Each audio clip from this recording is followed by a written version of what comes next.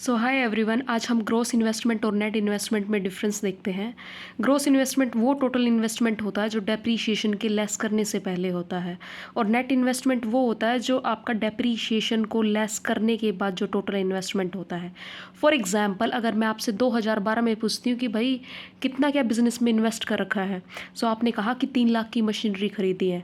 2013 में आप सेम बात कर रहे हैं कि मेरे बिजनेस में इन्वेस्टमेंट 3 लाख का है, बट होना ये चाहिए कि आपने अगर 1 साल तक वो मशीनरी यूज़ कर ली तो आपका कुछ ना कुछ अमाउंट में ज़रूर लेस होना चाहिए, तो फिर आप 3 लाख का क्यों बता रहे हो। सो ग्रोस इन्वेस्टमेंट होता ही ऐसे है कि जो डेप्रीशिएशन को कभी लेस ही नहीं करता, ठीक है। और 2014 में भी आप 3 लाख का ही बता रहे हैं।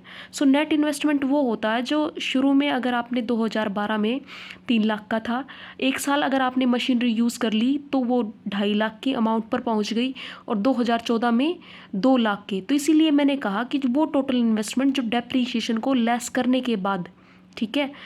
तो ग्रॉस इन्वेस्टमेंट जो होता है वो कभी भी अपनी एक्चुअल वर्थ को दिखाता ही नहीं है, नॉट शो एक्चुअल वर्थ।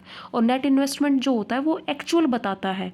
अगर सच में डेप्रीशिएट हुई है तो 2014 में वो वैल्यू में कमी करके बता रहा है, ठीक है। अगर ग्रॉस इन्वेस्टमेंट से अगर आपको नेट इन्वेस्टमेंट पर जाना है तो आपको डेप्रीशिएशन को क्या कर देना होगा, इसमें से लेस कर देना होगा। और आपको नेट इन्वेस्टमेंट से ग्रॉस पर आना है तो आपको डेप्रीशिएशन को क्या करना होगा, ऐड करना होगा, ठीक है। कहता है अगर ग्रॉस इन्वेस्टमेंट में इंक्रीज़ हो रहा है तो ज़रूरी नहीं आपका प्रोडक्शन में इंक्रीज़ हो, क्योंकि ग्रॉस इन्वेस्टमेंट में हो सकता है आपका डेप्रीशिएशन का अमाउंट ही इतना ज़्यादा इंक्लूड हो।